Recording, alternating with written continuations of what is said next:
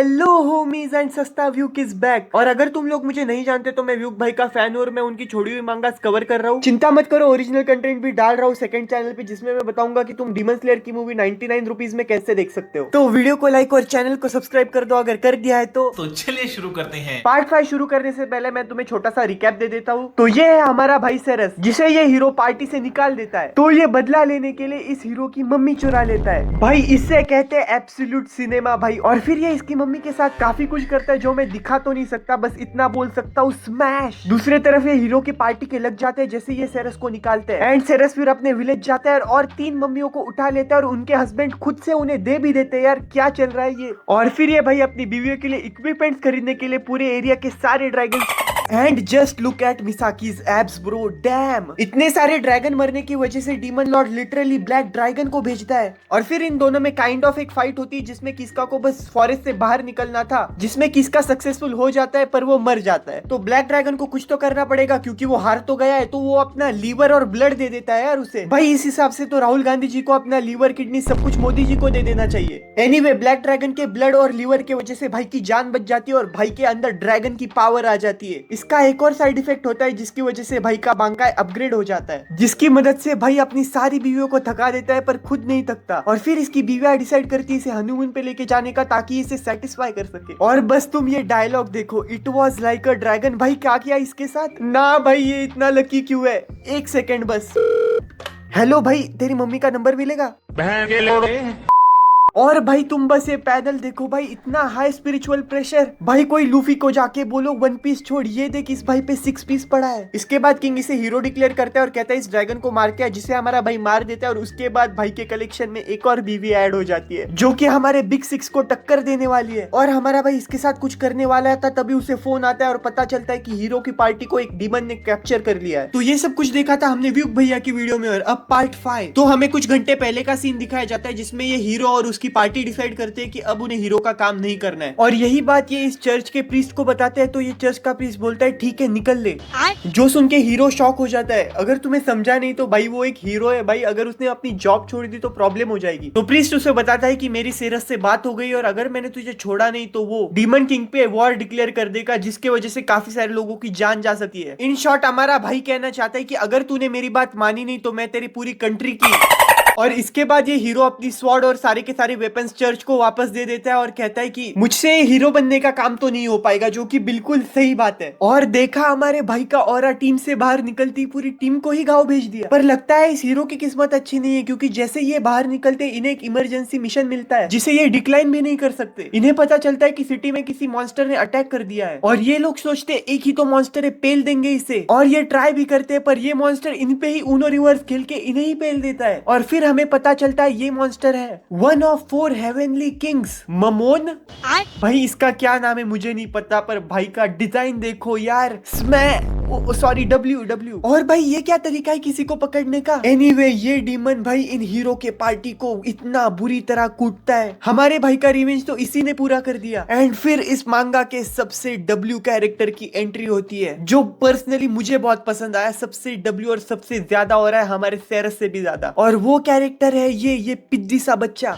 और भाई इसे बच्चा समझ के अंडर एस्टिमेट मत करो भाई, इसमें इस हीरो से भी ज्यादा हिम्मत है। ये बोलता है कि असली हीरो सेरस आएगा और तेरी एंड भाई ये बोलता है कि तूने मेरे फैमिली के साथ जो किया उसका बदला मैं लूंगा। भाई इसे कहते हैं डब्ल्यू कैरेक्टर। इसमें भले ही कोई सुपर पावर ना हो पर भाई पे इतनी हिम्मत है कि ये अपनी फैमिली के लिए स्टैंड ले सकता है भाई। और अगर इसकी जगह मैं होता तो मैं भी यही करता भाई। मेरे फैमिली को अगर कोई हर्ट करता तो मुझे नहीं फर्क पड़ता, कोई डीमन लॉर्ड हो या कोई भी हो, मैं तो सीधा भिड़ जाता। And demon Lord he is also impressed. वो बोलता है कि जा अपने सेरस को बोल मैं इन्हें 7 दिन तक जिंदा रखूंगा, तब तक मुझसे फाइट के लिए आ जाए। और इसके बाद हम प्रेजेंट में आते हैं जिसमें किसका बोलता है कि मैं इस डीमन से फाइट करूंगा, उसके बाद आपसे शादी करूंगा प्रिंसेस। और भाई इस प्रिंसेस के ऊपर भी ऑरा फार्मिंग कर देता है भाई हमारा। और फिर हमें पता चलता है कि ये जो डीमन है ये डीमन लॉर्ड से भी स्ट्रांग है। पर मुझे एक चीज समझ में नहीं आ रही, अगर ये डीमन लॉर्ड से स्ट्रांग है तो ये डीमन लॉर्ड की आर्मी का पार्ट क्यों है, खुद डीमन लॉर्ड क्यों नहीं है। शायद हमें ये आगे जाके पता चले, मैंने भी ज्यादा दूर तक नहीं पढ़ा। फिर किसका कहता है शायद ये ब्लैक ड्रैगन से तो कमजोर है, पर क्या मैं इसे हरा सकता हूँ, और अगर मैंने अपनी लिमिट्स को पुश किया तो क्या मैं अपने ऊपर का कंट्रोल खो दूंगा कर्ज की वजह से। पर हमारे भाई के पास ये सब सोचने का टाइम नहीं है। लेकिन जाते जाते वो किंग को बोलता है कि मेरे बीवियों को प्रिंसेस की प्रोटेक्शन का मिशन दे दो ताकि वो मेरे साथ ना आए और उन्हें बताओ भी मत कि मैं कहाँ पे जा रहा हूँ। भाई इससे कहते हैं रियल मैन खुद फाइट पे जाएगा पर अपनी फैमिली को उससे दूर रखेगा। वैसे अगर मेरी इतनी बड़ी बड़ी फैमिली होती तो शायद मैं भी कभी उन्हें फाइट पे ना लेके जाता। पर भाई इसके बाद भाई जो बोलने वाला है वो सुन के मैं इतना हंसा था। उससे पहले भाई इस चीज पे उड़ के जाता है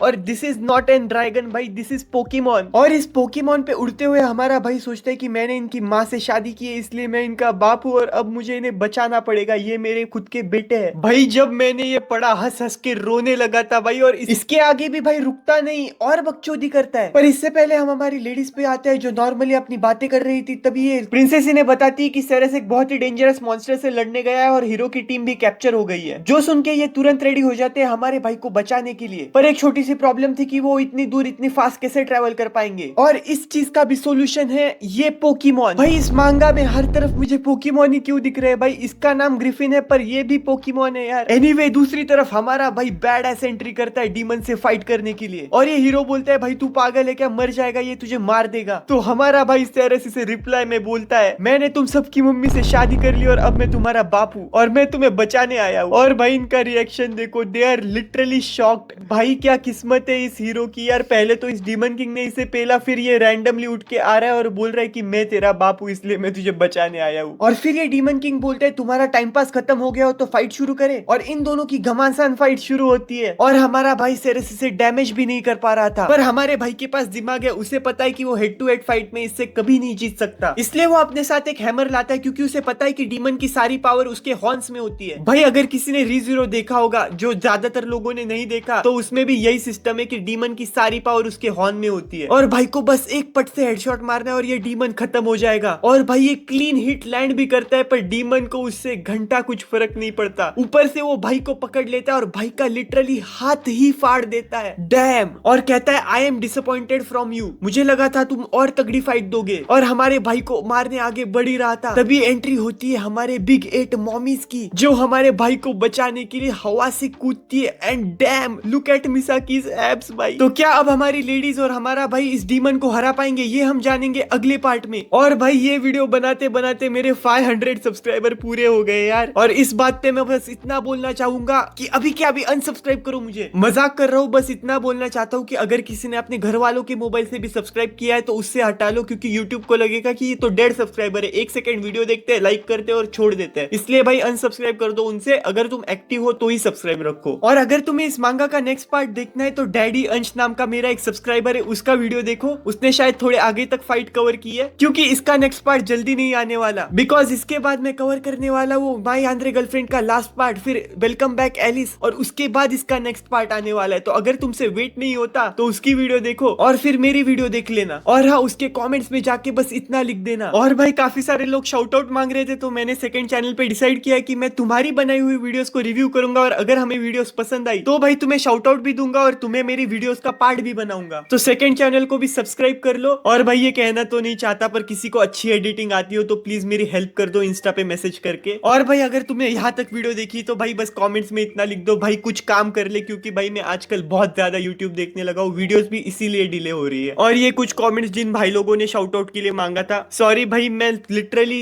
1 घंटा पहले एडिट कर रहा हूँ यार, बहुत आलसी हो गए हो यार मैं। तो प्लीज मुझे अच्छे से गालियां दो और मिलता हूँ तुमसे अगली वीडियो में। Peace out.